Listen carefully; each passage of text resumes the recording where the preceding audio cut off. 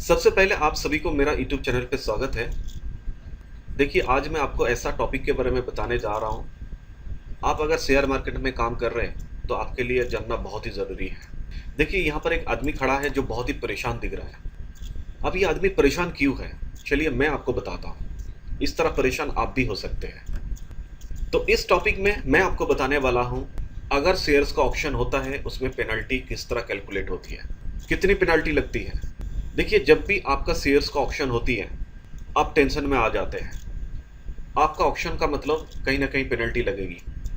अब ये पेनल्टी कितनी लगती है, कौन लगाती है, किसको फ़ायदा मिलता है, क्या ये पेनल्टी सेबी लगाती है, क्या ये पेनल्टी गवर्नमेंट लगाती है या फिर एक्सचेंज लगाती है। और आप अगर एक फ्रेश सेलर हो, आप अपना शेयर ऑप्शन मार्केट में बेचना चाहते हैं, शेयर ऑप्शन मार्केट में बेचना चाहिए या नहीं बेचना चाहिए, क्या आपको प्रॉफिट मिल सकती या नहीं मिल सकती, इतने सारे सवाल आपके मन में हो सकता है। चलिए, आपको कोई टेंशन लेने की ज़रूरत नहीं है। मैं आपको एकदम क्लियरली बताऊंगा आपको किस तरह काम करना चाहिए। तो इसीलिए आज का जो एजेंडा है मैं आपको बता देता हूं। सबसे पहले मैं शेयर ऑप्शन के बारे में इन शॉर्ट बताऊं और एक एग्जांपल भी दूंगा ताकि आपको आगे की डिस्कशन समझ में आए। आगे की पेनल्टी कैसे कैलकुलेशन होती है, उसका जो पूरा प्रोसेस है मैं आपको समझाऊंगा एग्जांपल के द्वारा। उसके बाद में समझाऊंगा आपको अपर कैप ऑफ रेंज क्या होता है, लोअर कैप ऑफ रेंज क्या होता है, इसको किस तरह कैलकुलेट की जाती है। उसके बाद में आपको क्लोज आउट के बारे में बताऊंगा, क्लोज आउट क्या होता है और कब होती है, और अगर क्लोज आउट होती है तो ऐसे केसेस में क्लोज आउट का रेट कैसे कैलकुलेट की जाती है, उसका कंडीशन के बारे में बताऊंगा। दो इंपॉर्टेंट कंडीशन है, एक एक करके मैं आपको क्लियरली बताऊंगा। और आखिर में मैं आपको बताऊंगा शेयर ऑप्शन में आपको पार्टिसिपेट करना चाहिए या नहीं करना चाहिए, क्या आपको प्रॉफिट मिल सकता है या नहीं मिल सकता। चलिए आगे बढ़ते हैं, एक एक करके डिस्कस करते हैं। सबसे पहले शेयर ऑप्शन के बारे में बात कर लेते हैं। जैसे कि मैंने बताया कि देखिए, शेयर ऑप्शन खरीदने का प्रोसेस है, इसमें शेयर खरीदी जाती है। शेयर ऑप्शन मार्केट से फ्रेश सेलर से शेयर्स को खरीदी जाती है, ये एक्सचेंज करती है। जब कोई सेलर्स अपना शेयर सेल करने के बाद अगर वो डिलीवरी नहीं कर पाती, तब एक्सचेंज फ्रेश मार्केट से शेयर खरीद कर बायर्स को दे देती है। ये ऑप्शन का जो मार्केट है, जिस दिन शेयर मार्केट ओपन होती है 2 PM से लेकर 2:45 PM तक सिर्फ 45 मिनट्स के लिए ओपन होती है और ये T+2 डेज में होती है। शेयर ऑप्शन मार्केट में जितने भी फ्रेश सेलर्स आते हैं अपने शेयर्स को बेचने के लिए, उसमें से जो लोएस्ट बिडिंग होती है उसी को एक्सचेंज एक्सेप्ट करती है। और जो भी शेयर्स फ्रेश सेलर्स से खरीदी जाती है एक्सचेंज के द्वारा, वो सारे शेयर्स बायर्स को T+3 डेज में ट्रांसफ़र की जाती है। तो ये शेयर ऑप्शन का एक ओवरऑल आइडिया है।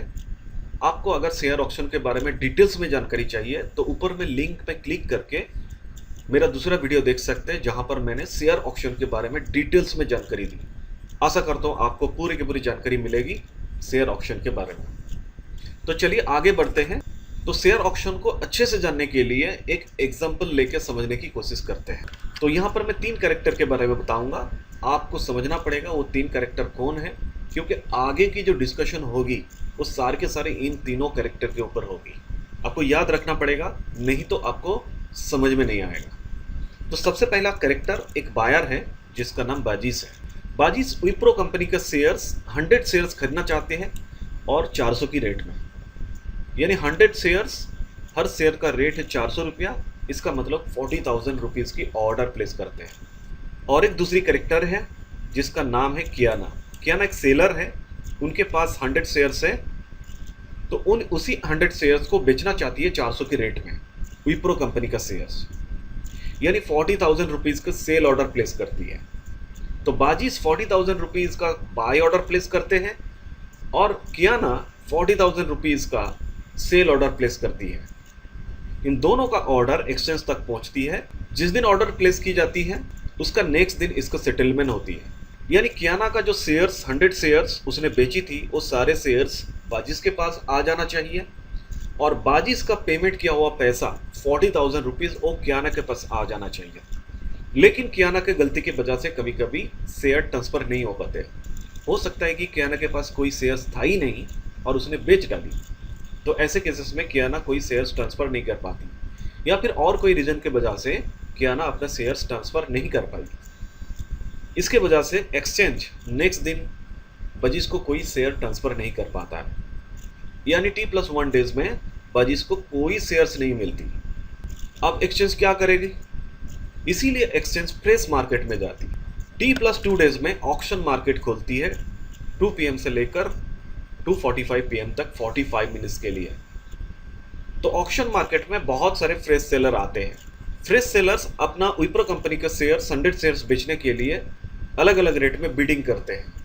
उसमें से सबसे लोएस्ट बिडिंग को एक्सेप्ट की जाती है एक्सचेंज के द्वारा। यहाँ पर मान लेते हैं कि दरसिल ने अपना सबसे लोएस्ट बिडिंग डाली जितने भी फ्रेश सेलर थे उनमें से, और एक्सचेंज दरसिल का ही ऑर्डर को एक्सेप्ट कर ली। तो ये सारे कहानी T+2 डेज में होती है। उसका नेक्स्ट दिन T+3 डेज में दरसिल से खरीदी हुई जितनी भी शेयर्स एक्सचेंज ने खरीदी है वो सारे शेयर्स बाजीज को ट्रांसफ़र कर देती है। तो इसी तरह बाजीज को अपना शेयर्स मिल जाती। तो ये है एग्जाम्पल, ऑक्शन का पूरा प्रोसेस का एग्जाम्पल है। ये एग्जाम्पल आपको दिखाया ताकि आपको समझ में आए जो ऑक्शन किस तरह होती है। और जैसे कि मैंने बोला यहाँ पर 3 कैरेक्टर हैं, एक बाजीज से जो बायर है, कियाना एक सेलर है, और दरसिल एक फ्रेश सेलर से जो ऑक्शन में अपना शेयर्स बेचने के लिए आए। मैं फिर दोबारा बता रहा हूँ, ये 3 कैरेक्टर इसीलिए आपको याद रखना बहुत ही इंपॉर्टेंट है क्योंकि आगे की डिस्कशन इन तीनों कैरेक्टर के ऊपर होगी। मुझे पता नहीं आप बायर हो या फ्रेश सेलर हो या फिर सेलर हो, तो इसीलिए आपको तीनों कैरेक्टर आपको समझना होगा। तो सबसे पहले दरसिल के बारे में बात करते हैं। जैसे कि मैंने कहा कि दरसिल एक फ्रेश सेलर है और उसने शेयर ऑक्शन मार्केट में अपना शेयर्स बेचने के लिए आए। ओरिजिनल जो डीलिंग हुई थी कियाना और बाजीज के बीच में 100 शेयर्स 400 के रेट में डीलिंग हुई थी, यानी 40,000 रुपीज़ की ऑर्डर। एक एक शेयर का रेट थी 400 रुपीज़। क्या दरसिल उसी रेट में बेच कर जाएगा 400 के रेट में, या उससे ज़्यादा रेट में बेचना चाहिए? आप होते तो क्या करते? आप अपना शेयर्स तभी बेचते जो मार्केट में शेयर्स का रेट चल रही है उससे ज़्यादा आपको अगर मिले तभी अपना होल्डिंग्स को आप बेच कर जाएंगे। तो दरसिल जैसे जितने भी फ्रेश सेलर है ऐसा ही करते हैं, अपना अपना बिडिंग रेट उसी तरह डिसाइड करते हैं कि मार्केट प्राइस से ज़्यादा। अब कितना ज़्यादा रख सकते हैं? क्या 400 का जो रेट था उसको 500 कर देगा या 600 कर देगा या 1000 कर देगा? क्या अपना मन मर्जी कुछ भी रख सकते हैं? ऐसा होता नहीं है। शेयर ऑक्शन मार्केट में शेयर्स का जो प्राइस डिसाइड होती है उसका कोई फिक्स प्राइस नहीं होती है, उसका एक रेंज होती है, और ये रेंज एक्सचेंज स्पेसिफाई करती है मिनिमम कितना होगा और मैक्सिमम कितना होगा। दरसिल जो भी रेट में बिडिंग करेगा उसका एक मिनिमम रेंज होता है, एक मैक्सिमम रेंज होता है। मैक्सिमम जो अपर लिमिट होती है उसको हम लोग अपर कैप ऑफ रेंज कहते हैं, और मिनिमम जो रेट हो सकता है उसको हम लोग लोअर कैप ऑफ रेंज कहते हैं। अब सवाल है मैक्सिमम कितना कर सकते हैं, अपर कैप रेंज कितना हो सकता है, लोअर कैप रेंज कितना हो सकता है? वो डिपेंड्स करता है जिस दिन शेयर मार्केट में ऑक्शन हो रही है उसका प्रीवियस डेट में शेयर का प्राइस, क्लोजिंग प्राइस कितनी थी। जितना क्लोजिंग प्राइस होता है उसका 20% बढ़ाकर अपर कैप ऑफ रेंज किया जा सकता है, और उसका 20% कम करके लोअर कैप ऑफ रेंज किया जा सकता है। एक एग्जांपल लेके समझने की कोशिश करते हैं। एग्जांपल में ऐसा मान लेते हैं कि विप्रो कंपनी का जो 100 शेयर्स 400 के रेट में बाई सेल हो रही थी बाजीज और कियाना के बीच में, वो मंडे हो रही थी यानी टी डे में। तो T+1 डे यानी ट्यूसडे को उस शेयर्स का सेटलमेंट होना चाहिए था। कियाना का शेयर्स बाजीज के पास आ जाना चाहिए थी और बाजीज का पैसा कियाना के पास आ जाना चाहिए थी, लेकिन ऐसा हुआ नहीं। शेयर्स का ऑक्शन होगी क्योंकि कियाना ने गलती कर दी, वो अपना शेयर्स को ट्रांसफ़र नहीं कर पाई, इसीलिए एक्सचेंज शेयर ऑक्शन करवाती है T+2 डेज में यानी वेडनेसडे को। अब वेडनेसडे को 2 PM से लेकर 2:45 PM तक यानी 45 मिनट्स के लिए जो शेयर ऑक्शन मार्केट ओपन होती है उसमें बहुत सारे फ्रेश सेलर्स आते हैं अपने शेयर्स बेचने के लिए। अगर उनके पास विप्रो कंपनी के शेयर्स है कम से कम 100 शेयर्स ऑक्शन मार्केट में पार्टिसिपेट कर सकते हैं। जितने भी फ्रेश सेलर्स आते हैं अपने हिसाब से बिडिंग करते हैं। अब बिडिंग का रेंज एक मिनिमम एक मैक्सिमम होता है, minimum lower cap of range, maximum upper cap of range. इसको जानने के लिए जिस दिन डिलीवरी होने की बात थी यानी T+1 डे ट्यूसडे, उस दिन शेयर्स का क्लोजिंग प्राइस क्या थी। ऐसा मान लेते हैं कि उस दिन का क्लोजिंग प्राइस थी 410 रुपीज़, यानी 410 रुपीज़ का मैक्सिमम 20% बढ़ा सकते हैं, जिसको हम लोग अपर कैप ऑफ रेंज कहते हैं, और 410 का 20% कम कर सकते हैं, उसको हम लोग लोअर कैप ऑफ रेंज कहते हैं। अगर 20% बढ़ा लेते हैं तो रेट आता है 410 प्लस 20% मतलब 492 रुपीज़, और 410 से अगर 20% कम कर लेते हैं तो ऐसे केसेस में 328 रुपीज़ होती है। तो ये होता है बिडिंग प्राइस का रेंज। अगर फ्रेश सेलर्स अपना शेयर्स को बेचना चाहते हैं तो उनको अपना प्राइस 328 से लेकर 492 के बीच में ही रखना पड़ेगा। अब उनका मर्जी है कितना रेट रखना है, 340 रखना है या 380 रखना है या 400 रखना है या 450 रखना है या 480 रखना है। तो ये फ्रेश सेलर्स अपने हिसाब से डिसाइड करती है। तो जितने भी लोग फ्रेश सेलर्स के हिसाब से शेयर ऑप्शन मार्केट में बीडिंग करते हैं, उसमें से जो लोएस्ट प्राइस होता है उसी का बीडिंग को एक्सेप्ट की जाती है एक्सचेंज के द्वारा। अब यहाँ पर दो सिचुएशन हो सकता है। अगर दरअसल 400 के ऊपर का रेट में बेचते हैं तो ऐसे केसेस में क्या होगा, या फिर अगर दरअसल 400 के नीचे के रेट में बेचते हैं ऐसे केसेस में क्या होगा। तो ये दोनों सिनारी मैं एक एक करके समझाने की कोशिश करता हूँ। तो सबसे पहले सिनारी 1, तो इस सिनारी में मैं आपको समझाने की कोशिश करता हूँ कि दरअसल अपना जो होल्डिंग है, अपना जो शेयर है विप्रो कंपनी का, वो 400 के ऊपर के रेट में बेचना चाहते हैं। तो ऐसे केसेस में क्या होना चाहिए। ऐसा मान लेते हैं कि उसने 440 का बिडिंग प्राइस डाला था और वही जितने भी फ्रेश सेलर्स थे 440 सबसे लोएस्ट बिडिंग प्राइस था, इसीलिए दरअसल का जो बिडिंग प्राइस है वो एक्सेप्ट की जाती है एक्सचेंज के द्वारा और उसी रेट में ऑक्शन कंप्लीट होती है। अगर दरअसल 440 के रेट में शेयर्स को बेचते हैं तो ऐसे केसेस में दरअसल को कितना पैसा मिलेगा। तो दरअसल ने 100 शेयर्स बेचे 440 के रेट में, तो उनको 44,000 रुपीज़ मिलती है। लेकिन आप अगर देखेंगे तो एक्चुअल जो डीलिंग हुई थी, ओरिजिनल जो प्राइस 400 के रेट में 100 शेयर्स यानी 40,000 रुपीज़ की ऑर्डर प्लेस हुई थी। आप देख सकते हैं कि एक्चुअल ऑर्डर वैल्यू 40,000 की, लेकिन दरअसल को मिला 44,000, 4,000 रुपया एक्स्ट्रा मिला। तो ये 4,000 रुपया कौन पेमेंट करेगा, क्या बाजिश पेमेंट करेगा या कियाना पेमेंट करेगी। तो इसमें गलती किसकी थी, कियाना की गलती थी, क्योंकि ऑक्शन कियाना की वजह से हुई, बाजिश की वजह से नहीं। बाजिश ने तो अपना 40,000 रुपीज़ पेमेंट कर दिया शेयर खरीदने के लिए, कियाना को अपने शेयर्स ट्रांसफ़र करनी थी, लेकिन कियाना अपने शेयर्स ट्रांसफ़र नहीं कर पाई, इसीलिए ये जो 4,000 का एक्स्ट्रा अमाउंट कियाना पेमेंट करेगी। तो यहाँ पर 4,000 रुपीज़ का पेनल्टी हो लगती है कियाना के ऊपर, और कियाना 4,000 रुपीज़ पेनल्टी पे करती है और दरअसल को अपना 44,000 रुपीज़ मिल जाते हैं और 100 शेयर खरीद कर T+3 डेज यानी थर्सडे को बाजिश को ट्रांसफ़र कर देती है एक्सचेंज। इसी प्रकार से ये ट्रेड क्लोजिंग होती है। अब सिनारी 2 समझने की कोशिश करते हैं। एज पर एग्जांपल मान लेते हैं दरअसल ने अपना बिडिंग प्राइस सबसे लोएस्ट रखा था और उनका जो शेयर प्राइस था वो 400 की कम थी। ऐसा मान लेते हैं कि दरअसल ने अपना जो बिडिंग प्राइस रखा था वो 380 रखा था, जो एक्चुअल डीलिंग प्राइस से बहुत ही कम है। तो ऐसे केसेस में क्या होने वाला है, अगर दरअसल बिडिंग प्राइस 380 रखते हैं और उसी को एक्सचेंज एक्सेप्ट करती है तो उसी प्राइस में सेटल होती है। तो दरअसल को कितना पैसा मिलता है, दरअसल को 100 शेयर्स के लिए 380 के रेट में 38,000 रुपीज़ मिल जाता है, लेकिन एक्चुअल जो डीलिंग हुई थी 100 शेयर्स 400 रुपीज़ के रेट में 40,000 की डीलिंग हुई थी, यानी यहाँ पर 2,000 रुपये का एक्स्ट्रा बैलेंस बन जाती है। दरअसल को तो 38,000 मिल जाता है, वो चले जाते हैं। अब यहाँ पर पड़ा कौन है, यहाँ पर बाजिश है और कियाना है। यहाँ पे बाजिश के तो 100 शेयर्स थर्सडे को मिल जाता है जो एक्सचेंज ट्रांसफ़र कर देती है, लेकिन ये 2,000 रुपीज़ जो एक्स्ट्रा बन जाती है इसका क्या होता है, क्या ये अमाउंट सेलर को मिल जाएगा, नहीं, ये पैसा कियाना को नहीं मिलती। नॉर्मली जो एक्स्ट्रा पैसा होती है, जो पैसा बच जाती है वो इन्वेस्टर प्रोटेक्शन फंड में ट्रांसफ़र की जाती है, यानी किसी भी प्रकार से कियाना को कोई फ़ायदा नहीं मिलती। जब भी शेयर्स का ऑप्शन होता है आपको ये ध्यान रखना पड़ेगा, चाहे bidding price original sale price से ऊपर हो या नीचे हो, इसे कोई मतलब नहीं, कियाना को किसी भी तरह की फ़ायदा नहीं मिलती, क्योंकि गलती उसी का थी, उसी के वजह से ये ऑक्शन हो रही है, इतने सारे पार्टीज काम कर रहे हैं बाई सेल हो रही है, शेयर ट्रांसफ़र करने में डिले हो रही है, तो इसीलिए कियाना को किसी भी तरह की फ़ायदा नहीं दी जाती है। तो ये जो 2 सिनेरियो मैंने समझाया, कोई ना कोई दरअसल जैसे फ्रेश सेलर्स अपना शेयर्स बेचने के लिए आया ऑक्शन मार्केट में। क्या जब भी कोई शेयर्स का ऑक्शन होती है, क्या हर टाइम फ्रेश सेलर्स अपना शेयर्स बेचने के लिए आते हैं? आ भी सकते हैं, नहीं भी आ सकते हैं। अगर आया तो ठीक है, एक्सचेंज शेयर्स को खरीद लेते हैं और उस शेयर्स को बायर्स को ट्रांसफ़र कर देती है। लेकिन ऐसा भी हो सकता है दरअसल जैसे कोई fresh seller share auction market में पार्टिसिपेट करने के लिए आया ही नहीं। तो ऐसे केसेस में क्या होगा? तो ऐसे केसेस में शेयर ऑक्शन का क्लोज आउट होती है।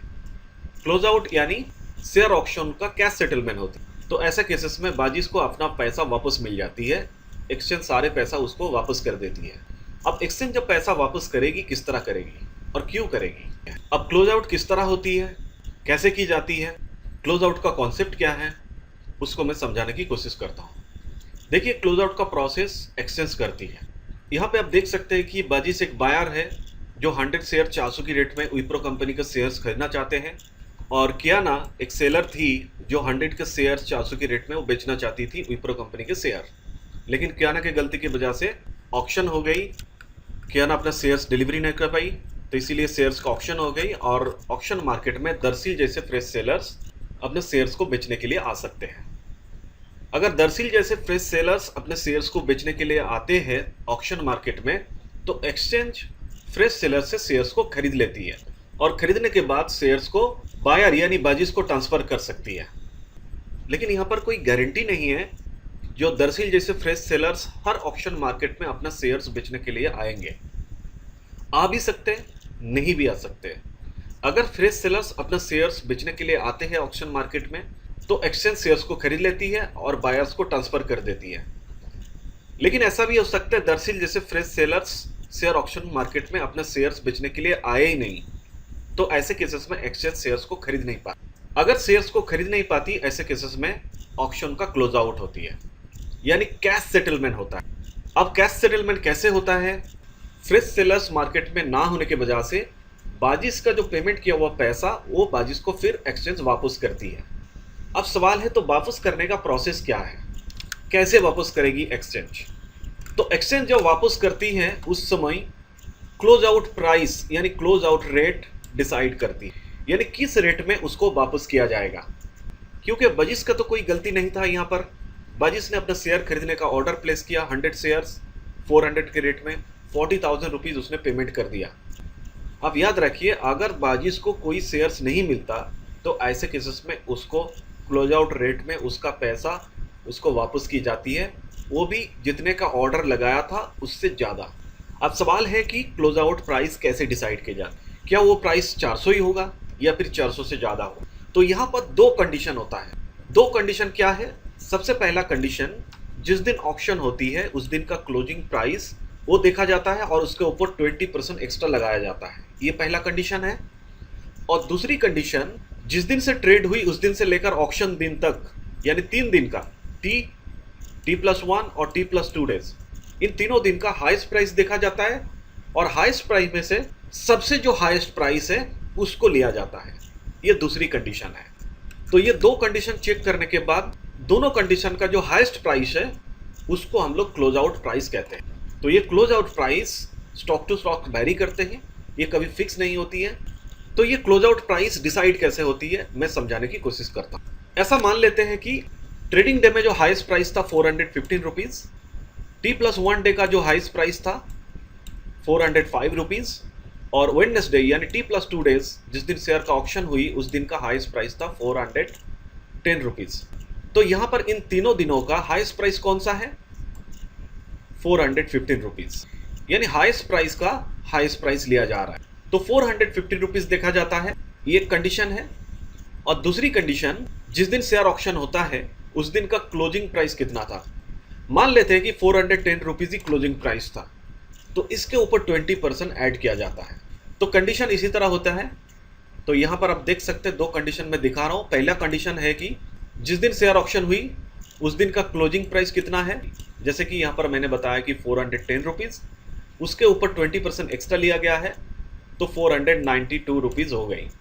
और T+1 और T+2 डे का जो हाईएस्ट प्राइस है जैसे कि मैंने बताया कि 415 रुपीज़। तो दोनों कंडीशन अगर चेक करें, पहला कंडीशन के हिसाब से 492 रुपीज़ है और सेकंड कंडीशन के हिसाब से 415 रुपीज़ है। तो इन दोनों प्राइस यानी 492 और 415, इन दोनों में से कौन सा हाईएस्ट प्राइस है? तो यहाँ पर अगर देखोगे तो 492 है हाईएस्ट प्राइस, यानी इसी प्राइस में कैश सेटलमेंट कराती है एक्सचेंज।